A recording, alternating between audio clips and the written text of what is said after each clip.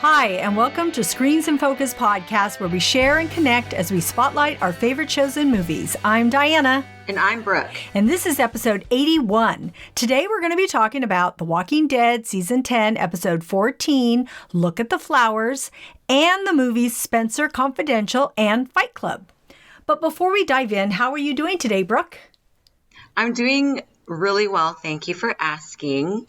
Today was just another day in isolation as a mom with, I've had four children in my day. So I've got three minors in the house, two of which are in elementary school. And so they are, it's called distance learning. Yeah. That's the technical term for it, or the political term for it, distance learning.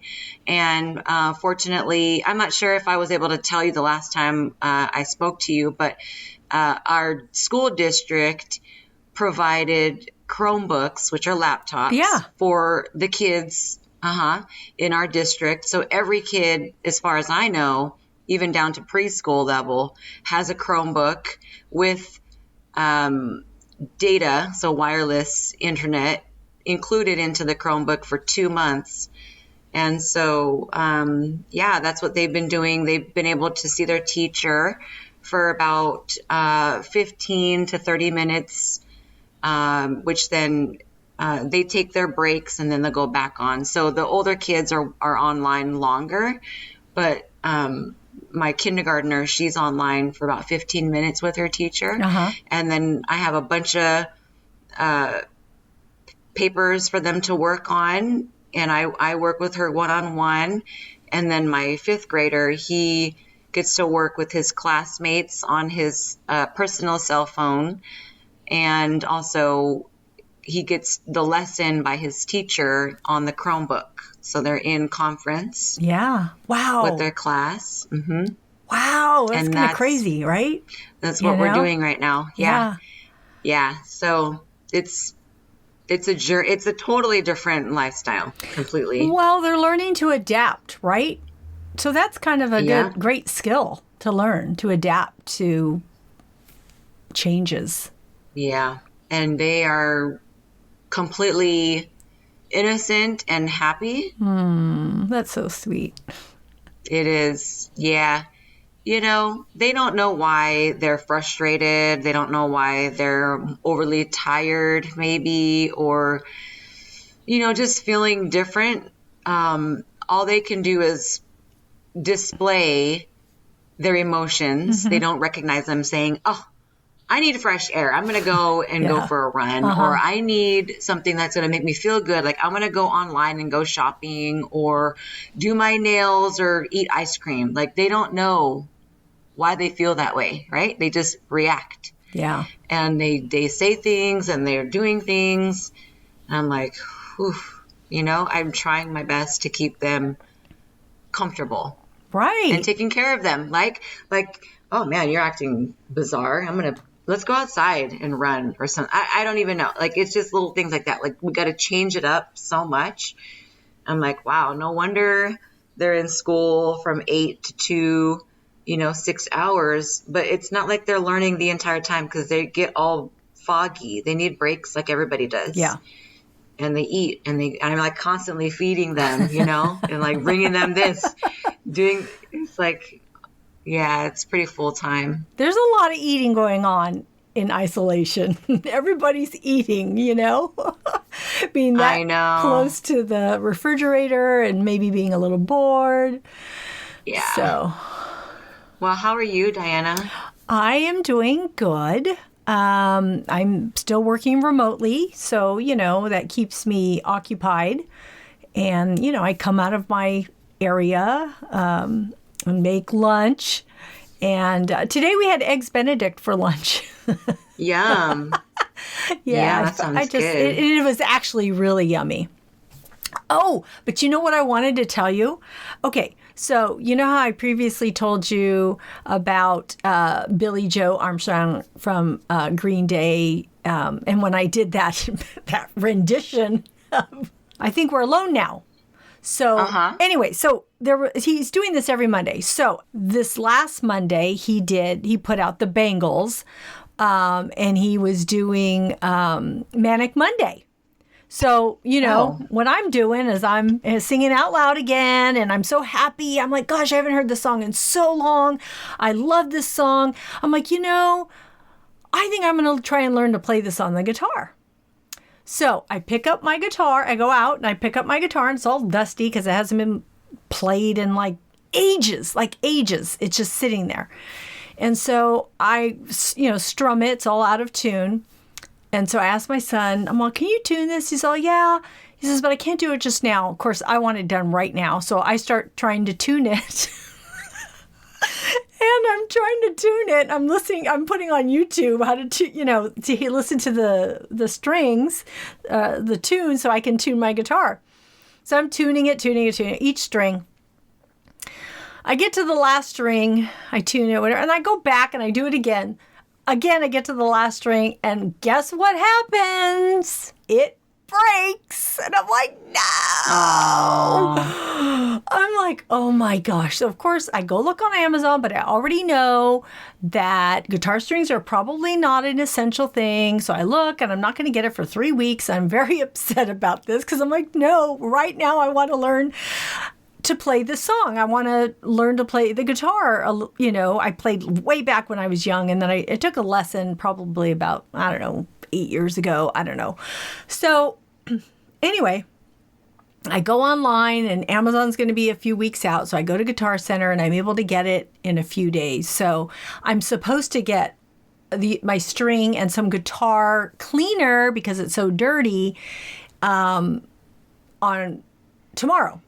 Cool. So we'll see. Did you get extra string, or is it come in a pack of 5? Well, I ordered just one set, and I realized I should have ordered another set. So then I go back to Amazon. I said, you know what? I'm going to order extra ones at Amazon. It doesn't matter when they get here because they're cheaper at Amazon. I just didn't want to wait, so I wanted to get them quickly. So I ordered an extra pair from Amazon. And you know that extra pair is actually coming sooner? I don't know why. Yeah. So, yes, I'll have two sets of strings and some guitar cleaner and everything. So hopefully eventually in a couple weeks I can tell you that I at least have it all tuned up and learning something, learning to play this song. But I'm just bringing it up because, music makes me so happy, and to hear these songs and then to play the guitar again. I just, it all seems very fun and happy. And so... Oh, good for you. I'm so glad to hear that. Yeah, I just thought I'd share that with you. So thank you. I'll let you know how that goes. Yes. But in thinking about our question of the day, I was thinking about this episode that we see. And it deals with how everyone is dealing and responding to events or actions of others, right? And how they're dealing with, how Beta's dealing with things, how, we're introduced to Princess and, imagining what she's had to deal with just being on her own. Just so many people are dealing with so many things.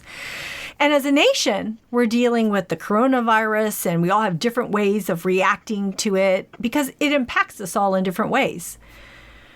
But through it all, we find our resilience, and our resilience empowers us. And so, we each have strengths. And so I was wondering, Brooke, what is your strength that helps you overcome adversity? Oh, well, I guess the will to want to live and continue on and continue. I really love learning, and I love experience. And it's been a long time that I've felt this way, but I feel like any experience, whether it's good or bad, is still considered experience. And so I take that into consideration and appreciation. And so I think I'm just always feeling appreciative. Yeah. I have this goodness in my heart that wants to continue on and help and grow. All these like blossoming positive ways of life, I guess, Right. life, Right. just appreciating life in all aspects. I mean, I think that's pretty much it for me, you know? I mean, yes, I have family and I have to survive because I have this and that, but I think what ultimately gives me that strength is the love for life. That's awesome. Yeah. You How do. about You you? yeah. Oh, I think you do have a thank love you. for life. So that's Thank awesome. you. Thank you. Yeah, so I had to think about it, and thinking about things that have happened to me in my life and how I've dealt with them and what made me overcome them or how did I react to them maybe differently than other family members may have reacted to them. And so a couple things came to mind. I was thinking I'm very, I need to express myself for one. And I, as long as I have someone to express myself to or a way to express myself, that is very freeing for me. I don't just keep things bottled up, which I think a lot of people do. And I don't think it's good for them. So for me, I have to let things out. And then I was thinking, I also grieve or, I'm affected by whatever, it is that I'm up against. But I still always think about what can I learn from this? Why, I'm optimistic and I'm also grateful, which is kind of like along the lines of what you said too. I think about what I do have instead of what I don't have. And Yeah. so, well, I think everybody, should grieve and mourn and deal with and express how they feel. I would hope that they would have, I would hope that they could get to a place where they feel gratitude also and to be thankful for what you do still have, no matter what that is. So I think that's what has helped me. Well, that's good. Yeah. And so, and I kind of see that in this episode. I kind of see that with different people in this episode. So, Oh, yeah. Do you want to get into that right now, no, or are we going to talk about it in a minute? We'll elaborate as we get into it. Cool. So Now I'm so excited. What is she going to say? What are we talking about? So friends out there listening, oh my gosh, that was such an amazing question. Let us know what you think. What is your strength that helps you overcome adversity? You can leave us a comment on Twitter at @in_screens or at our Screens in Focus Facebook page. You can also follow us on our Instagram and subscribe to our website and our YouTube channel. So, Diana, what were your overall thoughts on this episode of The Walking Dead? Oh my gosh. Wow, we were able to see a lot of different stories and relationships play out in this episode, which I really appreciated. I was so happy that they gave us the backstory on Carol and Negan and how that deal came about. We see Daryl and Negan's confrontation, Beta finding Alpha's head on a spike and how that affects him. And we also get to see who rides with Eugene on his trip to meet Stephanie. And of course, we are introduced to a new character, Princess, that I'm really excited about. And I cannot wait to find out more about her. I know. I totally agree. I feel like a lot had happened leading up to this point in the episode, and our groups have been through a tough battle recently. So, there's a lack of communication. And then, of course, speaking of communication with Eugene, and he finally comes clean with what he's been up to and how he feels about moving on to Hilltop after being a savior about 6 years ago. And this was a great episode as far as I'm concerned. This, I felt like, was a great tribute and farewell to Alpha. Mm-hmm. And you know what? I feel like apparently there is only one Alpha when it comes to her. I just hope that we get to continue to understand Beta from this point on. Right. And, especially now that we've seen how he reacts to his old self. So I just can't wait for the next episode. Yeah. I know. Oh my gosh. So Carol, so much happens with Carol in this episode. I really appreciated that the writers gave us the backstory on Carol and Negan's conversation and how that all came about. I mean, Carol basically says, hey, what if you didn't have to die? You bring me Alpha's head, and that is what people will remember about you. So Negan agrees, and, he's agrees based on her word. So we cut to current time, and Carol puts Alpha's head on a spike, the same place that Henry and the others were put there by Alpha. So Negan wants Carol to uphold her end of the bargain, but she asks him, what took you so long? And he says, I was doing your dirty work and I had to survive.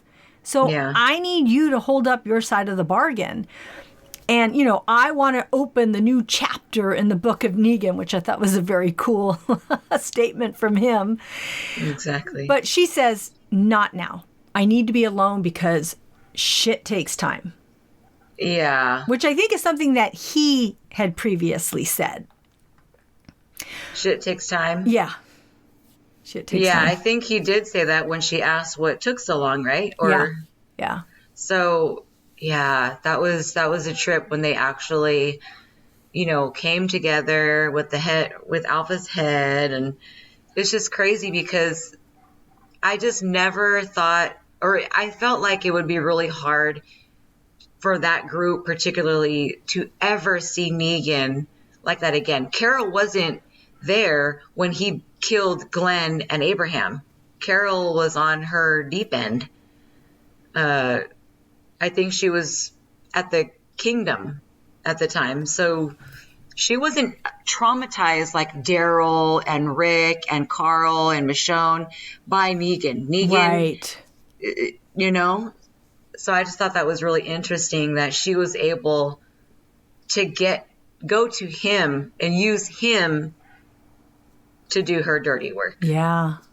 I know so much, but she's feeling all of it. It's all coming back to her because she heads out to the woods and starts hallucinating and seeing Alpha. And I love seeing Alpha again. I mean, here she is haunting Carol, although ultimately it is Carol's thoughts, grief, and fear that are speaking to her through Alpha.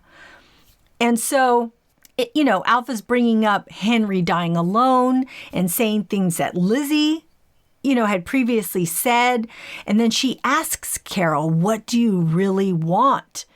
And Carol says, I want to be alone. And it is clear that Carol is struggling here as she finds her way to a cabin and ends up getting trapped underneath all this rubble. A walker finds Carol and tries to get to her while Alpha reminds Carol of all the losses of Sophia, of Lizzie, of Mika and Henry, and tells her to look at the flowers, that it is time, and says, you lost Ezekiel and you'll lose Daryl. It's too late. But then I think that was it. I kind of think that was the straw when she brought up Daryl, because Carol just, dislocates her shoulder to get out of this rubble that she's in, gets out, kills the walker, and says, it's never too late, which shows her resilience.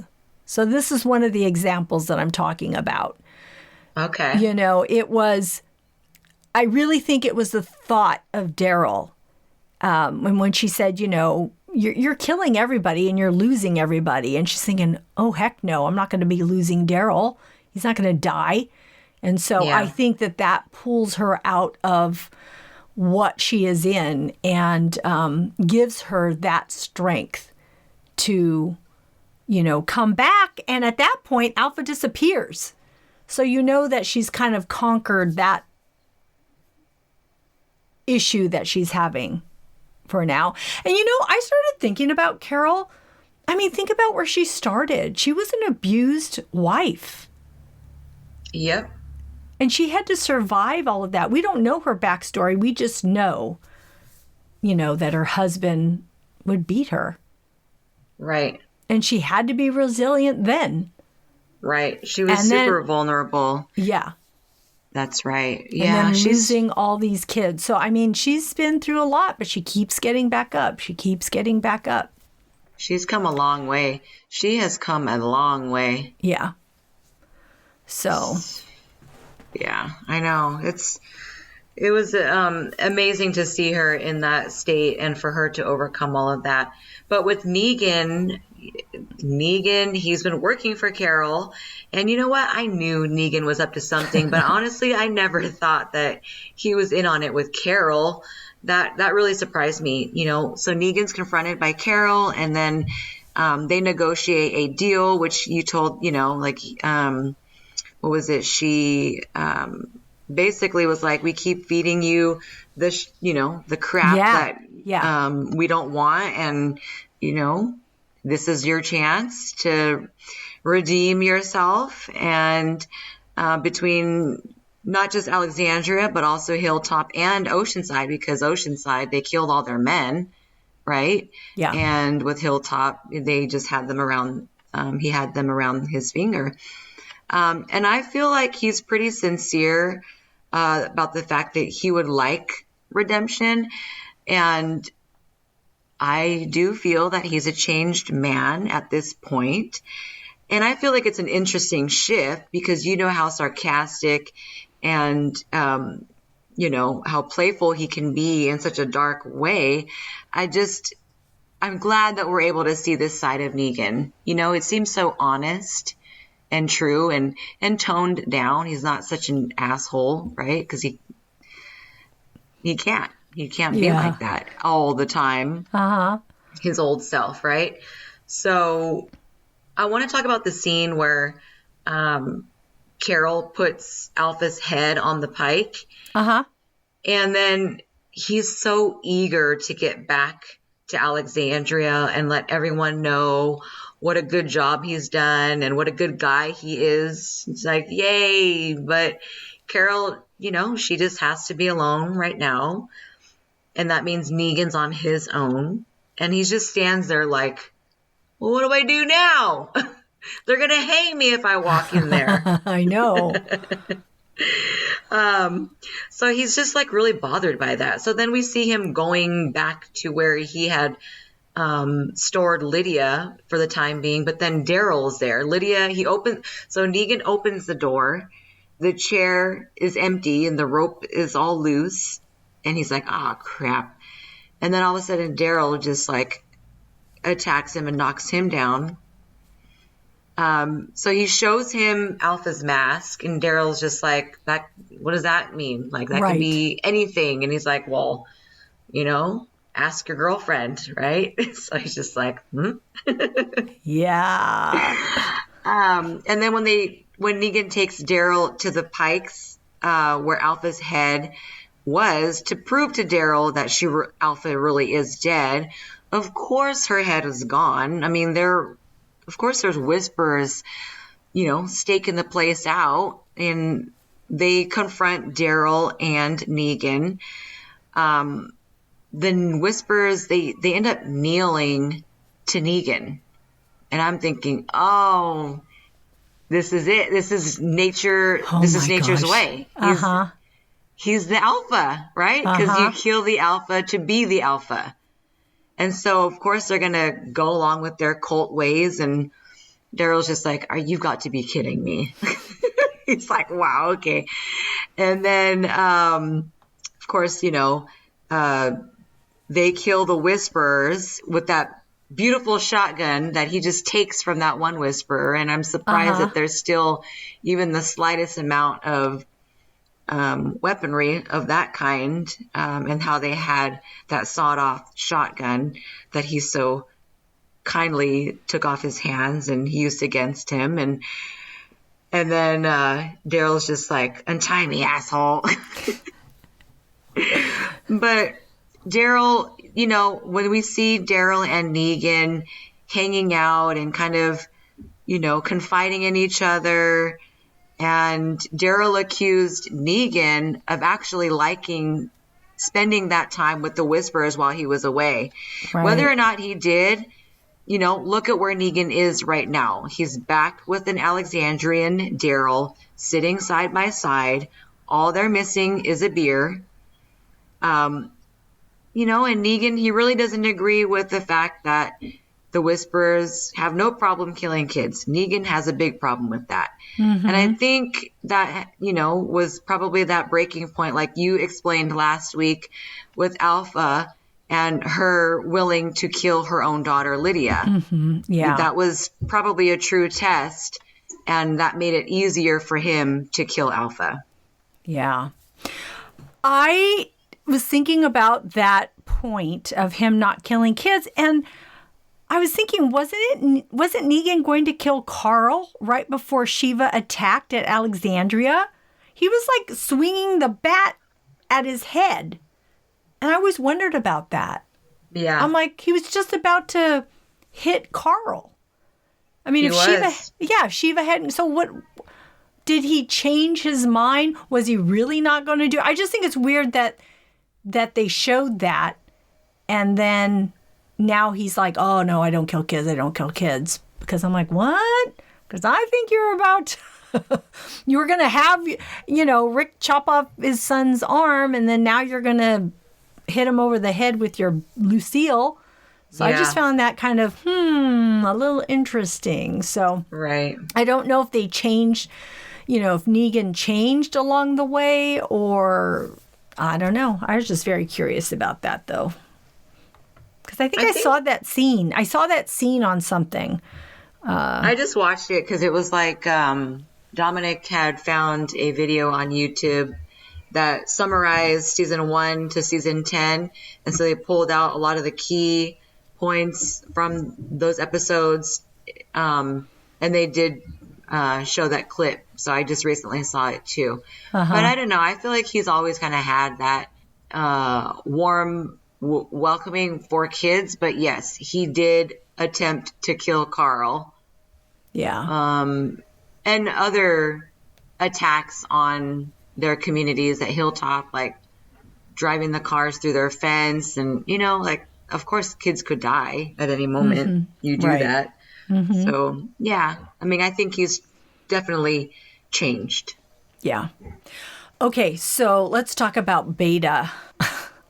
This guy is batshit crazy. He finds Alpha's head on a pike, and one whisperer says to Beta, "You are the new Alpha," which really pisses him off. So he makes this guy take off his mask and forces him to get super close to Alpha's biting head, because Alpha's a walker head now. Yep. And Alpha takes a big chunk out of this whisperer's face, and then the other whisperer goes running off because he's all, I'm out of here. And so then the next thing you see is Beta and this whisperer walking into a walker-infested town, and Beta stabs this cheekless whisperer for the walkers to get. So he's just like, okay, I'm done with him. And so he just, here you go. And he's carrying around Alpha's head and listens to her as if she's talking to him.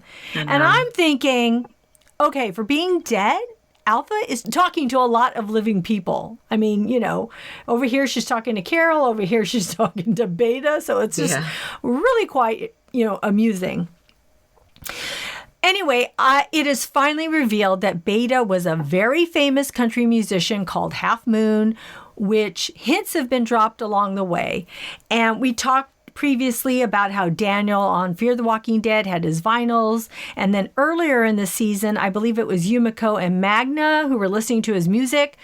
So anyways, he puts his record on and blares it through the speakers, goes out to the balcony, and has a walker rave as all his adoring fans, aka walkers, reach up to him, and Beta is getting like teary-eyed and rips his mask. Aww. And then later, he thanks Alpha and stabs her brain. I don't know what she told him. He begins to walk out the door, and walkers are snarling, and they turn and they follow him. And then he starts with that like limp, that walker limp that he does. And then he turns and we see he has, skinned Alpha's face and stitched half of it to his existing mask. Okay, he is so crazy. I know. It's very crazy. I thought it was interesting that his name, his artist name is Half Moon, and then when he attaches Alpha's face on his mask, it looks like a half moon. Yeah, you're right. Ooh, that's good, Brooke. Right? Isn't that cool? I thought it was, I mean, as gnarly as it looked, like her, basically her cap on him, it looked real. It kind of looked real. And like how her skin was kind of blue and dead looking, but still fleshy. Yeah. And then the other half, his old skin, it's all wrinkly and dried up like a prune. I'm like, oh, I wonder if the special effects, if he'll be on the show long enough for them to age the skin of hers, if it's going to get rotten. I don't know. I just noticed his mask. I was like, wow. Yeah. I'm glad that they did that. That was so creative. Yeah. That was really cool. Okay, so another tidbit. His mask was sewn together with guitar string. Oh, How you like cool. that? That's a good idea. Hey, anytime you have to be inventive in the apocalypse, right? Like I'm making masks right now with pipe cleaners and garden twine and my gosh. You got to do what you got to do, right, with the resources that you have. Yeah. Yeah. And speaking of resourceful, we have Eugene, right? Oh, love Eugene. Eugene has really changed also. And in this episode, he was encouraged by his BFF Rosita to tell the group about Stephanie. But when he does, not everyone is comfortable about him keeping that information from everyone. Although Ezekiel does have his back and he decides to help him find her. So Yumiko, Eugene, and Ezekiel, they ride off on their horses. They run into walkers. Ezekiel and they all have to battle the walkers. But then Ezekiel seems so weak. I thought he was going to die from his cancer. I know. That was exhausting for him. And his horse got bit, that was just really sad that he had to put the horse down and he wasn't well. And it was almost like he's looking into a mirror because the horse has got the bite like on the neck. He's got his tumor on the neck. Yeah. And the horse is like, take me out, coach, and he's probably thinking that that's him in a reflection. Oh, man. I know. I really hated that part. I hate when the animals, the horses get killed. I hate it. I know. I really hate it. Yeah. I didn't even know. Well, we don't know when it happened, but then I really wasn't. I guess I didn't realize that the animals would get sick and die. Or is it just from the wound? I don't know. I just found that kind of interesting, too. I'm like, they don't turn into walker horses, so... No, but that was like the first time that we've seen just a bite on a horse. Normally the horse will get munched, Eaten. like to bones. Right. So, yeah, I guess it's still an infection, but maybe they just don't have the same zombie reaction. Right. Maybe they just die. Mm-hmm. So, but after that, they arrive to the city. And it's funny because my family's like, what city is that? Where are they? Where are they back in Atlanta? Where is that? Like, I'm like, well, they're supposed to be in Virginia. And I think they did say Stephanie is outside of Virginia. I believe they're in Pittsburgh, Pennsylvania. That's what I read. Really? Yeah, that's what I heard. How was that even? How do we know? I don't know that other than reading it somewhere. I would have not known by just watching it. Oh, okay. And How far is Pittsburgh? I think Princess says something. Well, she asked what's the capital of Pittsburgh in episode 15 of season 10, but they didn't say that until the next episode that we're not talking about. That's the next podcast episode. Okay. Because you're like, what's a city that they're seeing from afar, right? Because it looks pretty good. You're like, hey, it's a new city. So yeah. And no wonder it was going to take a week. Remember, I was questioning that. I'm like, why is it a week? Why is it not I thought it was because Stephanie was plotting something and it was making me mad and scared for Eugene. But if they have to trek a long way, then I guess it makes sense that it would be a week out. So. Wow. Jeez, that's a long haul. Yeah. But, so when they arrived at the city, we see a bunch of like walkers that are staged, maybe, I guess. And it's like they're displays at a theme park, right? Like the Chuck E. Cheese or like the Bullwinkle thing, right? They're mechanical additions to the theme park. We're not recording, but I still want to do my hand motions. They were chained in cages, and then there was like one in a rocking chair, and then like one hanging out by a car or something like that. And then, just total display. And our group was thinking like, okay, this is weird. But, they've pretty much seen it all at this point. So I guess anything can go. And Ezekiel, he actually likes it. He thought it was funny. And I thought that was really, really interesting addition to such a dark drama series. And so then we meet this new person, and she's dressed in this puffy, furry pink coat, and she's got purple hair. She's wearing goggles like she's Rey from Star Wars, and she's wearing like a bullet belt, or maybe I guess maybe she has bullets. I don't even know. Like, I've seen belts that are made to look like it's bullets, but they're not real bullets. So I'm not sure what's going on, if those are real bullets or not, but she looks really cute. Mm-hmm. She's dressed super, super cute. I love it.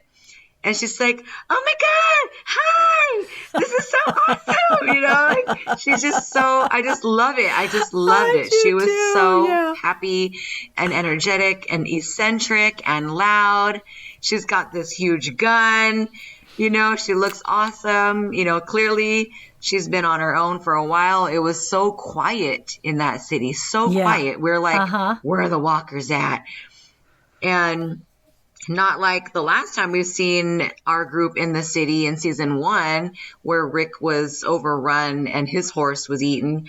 And that's when he met Glenn. But I'm really excited about this character. And so far, our group seems quite shocked to see her. I don't think they quite expected that. But I look forward to seeing where this goes. This was an exciting way to end this episode. It's so much fun. I love the introduction of Princess. I just thought it was a perfect way. Yeah. She has a great personality. Love her. Yeah. Mm-hmm. So what other things did you notice in this episode? So you had mentioned it earlier, but I just wanted to emphasize it, that it was interesting that Negan calls Carol Daryl's girlfriend. I mean, even Negan notices this. Right. He says, why did your girlfriend let me out of that cell? I'm like, girlfriend? Whoa, what does that mean? What's gonna, I don't know. I got excited. I know. I'm like, I like this. I know they might just be friends because that's what, we've all been saying for a long time. But I don't know. There's just a little bit of excitement.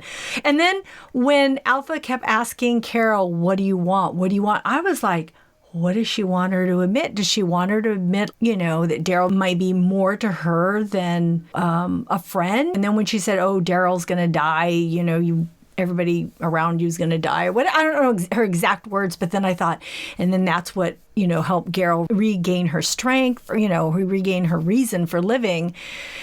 And I thought, oh, it's Daryl. It's Daryl. Maybe there's something, I don't know. I'm just, It's interesting because the relationship that Daryl and Carol have, what I'm currently watching is The Walking Dead season 3. And so you see that evolution in the beginning. in the earlier episodes, and you see, him mourning over Sophia. Oh, yeah. Daryl was abused. He was a child. He was abused. He had an abusive father, an alcoholic father who was quite like Carol's husband. They have a connection for sure. They definitely have a connection. And just really quickly before I forget, do you remember when Daryl had all those scars on his back, and we're like, where did those scars come from? Because Michonne and Daryl had the same scar. Yeah. Uh-huh. Do you remember how they got those scars? Well, I only remember the ex. Wasn't it the ex? Well, they got part of it with that Michonne's. Is it Michonne? Her friend. Yeah, her friend. Some part of that. Yeah. But Daryl's whole back is scarred. Yeah. And that was because of his father. That's what I think. That sounds familiar. Yeah. I had forgotten that because I had asked you, why did he have those scars? And I was like, it's a mystery. I will never know. Yeah. But in this current season, or in season 3, Merle grabs I remember that part. Yeah. Mm-hmm. And his shirt rips and his whole back is scarred. Yeah. And that's when Merle realized, when he abandoned his brother, Daryl, his dad beat the crap out of him so badly, and he left an impression. Yes. Yeah. On his skin. So. Yep. Oh gosh. Yeah. So Carol and Daryl. Well. Yeah. They might be sitting in a tree. Kissig.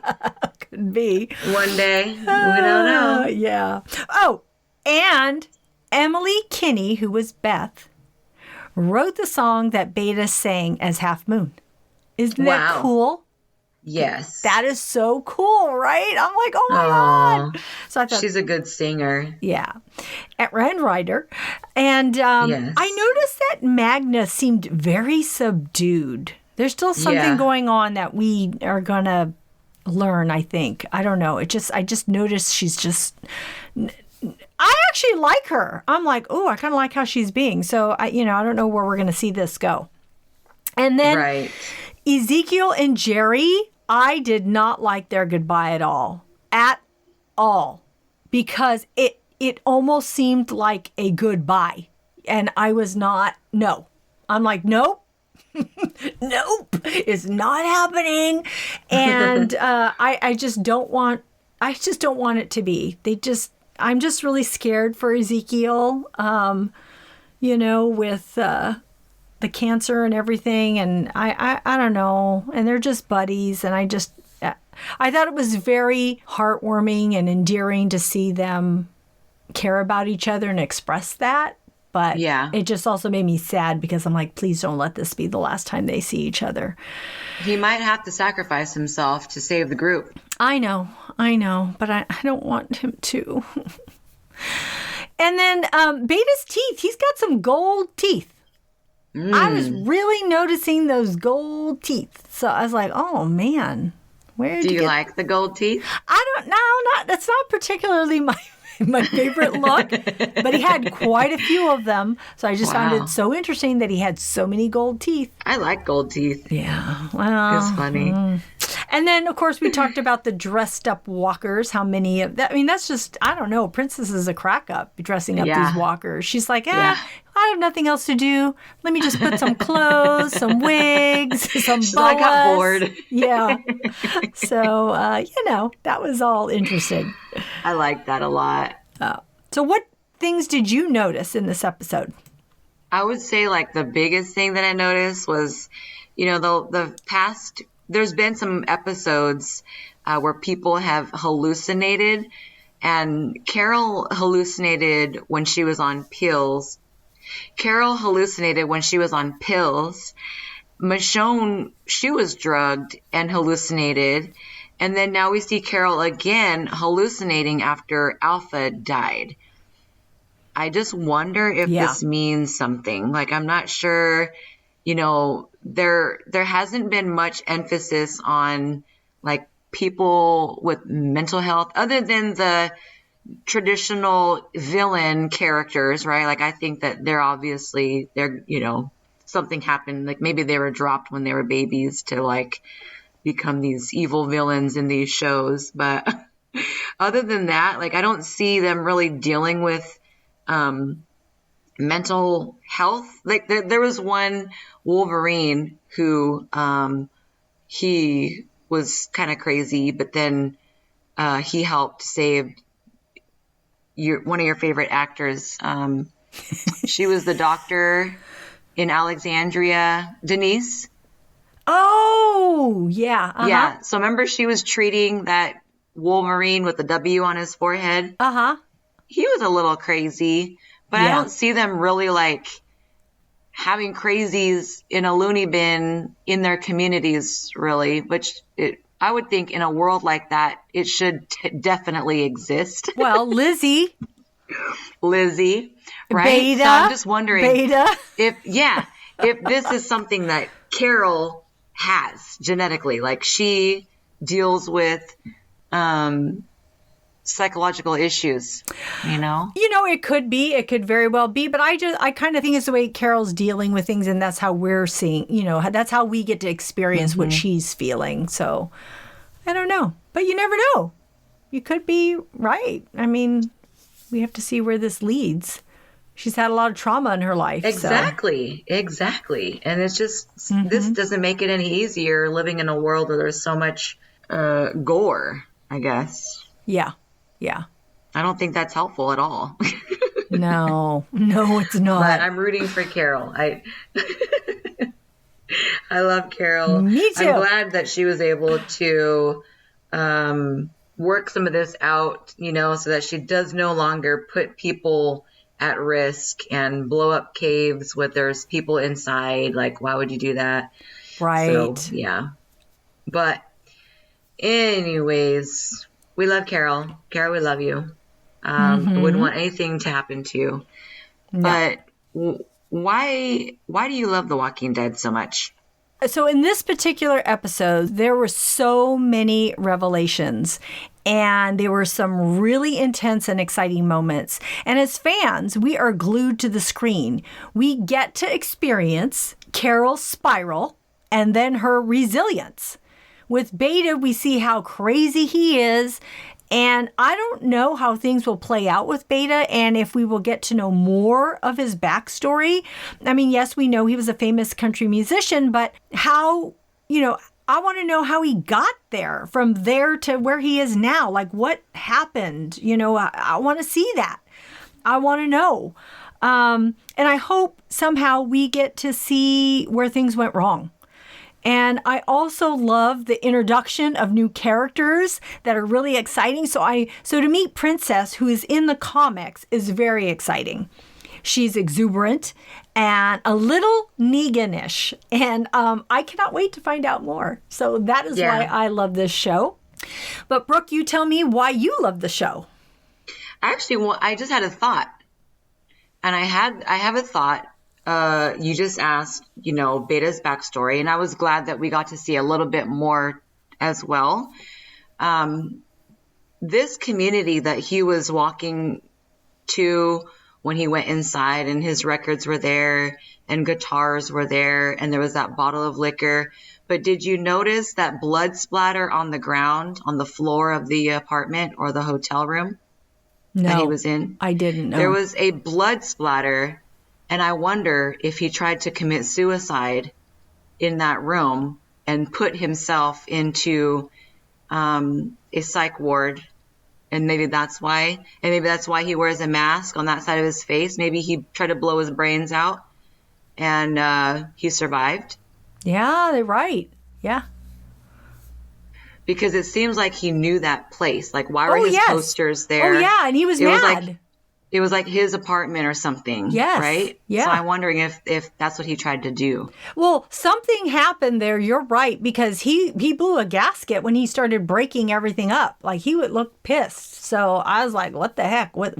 We don't know what's happening. We just, are seeing his reaction.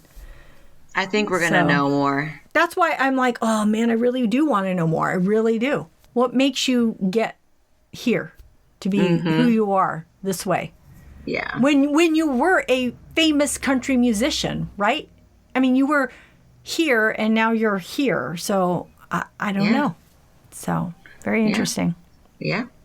So yeah, I love this show because, well, this episode I was surprised with so many of the stories. We got answers that were surprising, and we met new characters who gave us surprise. I'm thankful for the show, and it continues, with the interesting stories that are continuing to evolve. And week after week, it's, just that simple joy in my life that I can only imagine what the creators must feel.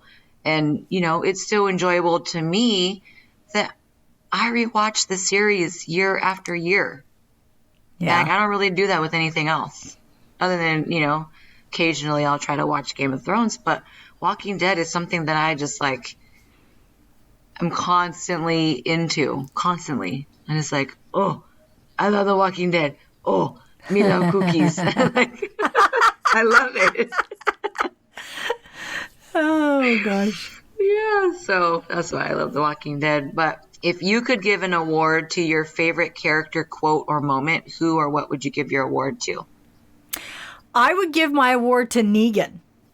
I Cool. love the moment. Yeah, I love the moment when the Whisperer says to Negan, "You are the new alpha." And then he makes Daryl kneel. And I'm thinking, we kind of talked about this earlier. I'm thinking, what's he going to do? What's he going to do? But then he turns and kills the Whisperers. And I knew Negan would do the right thing. So I was so happy about that. And I also like that Daryl knew it too. Because you could tell that Daryl was just waiting for him to shoot him, and then Daryl, kicked right into action. So I felt like he knew it was coming and he was ready to respond. So I felt like, okay, he knew what Negan was going to do. And so that made me happy. And of course, then he tells him, untie me, asshole. So Yeah. it was like, don't leave me, tied up. So, I just am loving Negan. It was just crazy that I'm saying that, but I do. So tell me, Brooke, who would your award go to? What was your favorite quote, character, or moment? Well, I'm glad that, first of all, I'm glad that you said that about Negan, because truly it's worked. He has been redeemed by you, so therefore it could happen, right? With others. I mean, I'm glad that you nominated Negan, so that's good. But my award, I would like to give my award to Eugene for standing up for himself. Mm-hmm. He seemed so scared when he was like talking to them about discovering Stephanie online. Right. And, he just looked so timid about it. And he also seemed pretty irrelevant to the group. So that confidence in him, he had none. He was so little in confidence. So I'm glad that he was able to admit to himself that he made mistakes and that, he tries to continue on. And Right. a lot of those mistakes that he's made, it's like, oh, really? I don't know if I could forgive you for that, right? Yeah, like yeah. He's done some things. Uh-huh.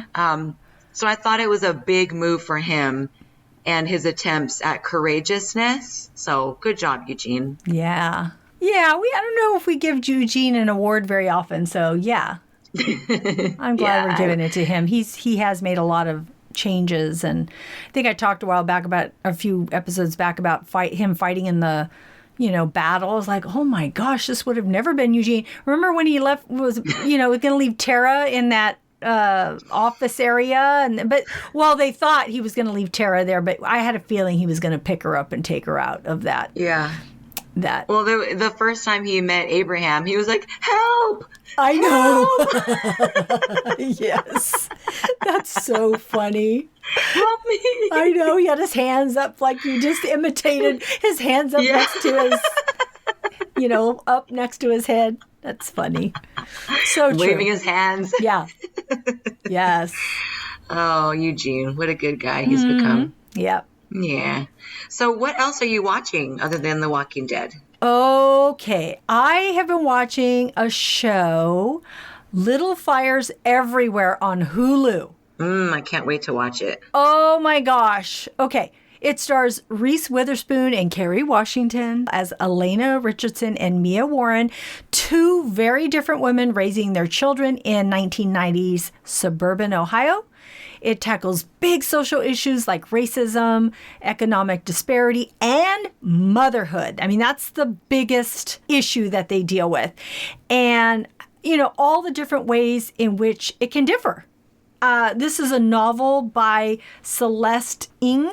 I started watching it maybe a week and a half ago, and I was like binging all the episodes that I could. And then I realized that it is a weekly episode, so I just actually caught up. And then when it was out, I watched another episode. And then I think last night or the night before, I watched another episode. So I'm like, I can't get enough of it. It is so good. I look forward to it. It's like the thing I cannot wait till it comes out again. Both Reese and Kerry are so good in their roles because they have issues. They both have issues. And sometimes you're like, oh, why did you say that? Why did you do that? Don't do that. Don't say that. And I like that. I like that because we're all flawed, right? People have flaws. You just try and get through life and you hope that they can see, their flaws and, overcome them or deal with them. But they're just both so good. And actually, I really like, I've noticed that there's been so many shows that I'm watching with Reese Witherspoon. We watched Big Little Lies. We reviewed that. She was in Morning Show on Apple TV with Jennifer Aniston, and now she's on this. I mean, that's three, big shows that she's in, that she's doing really good in, where I'm pretty sure will be nominated, I believe, for any of those because she's been so good.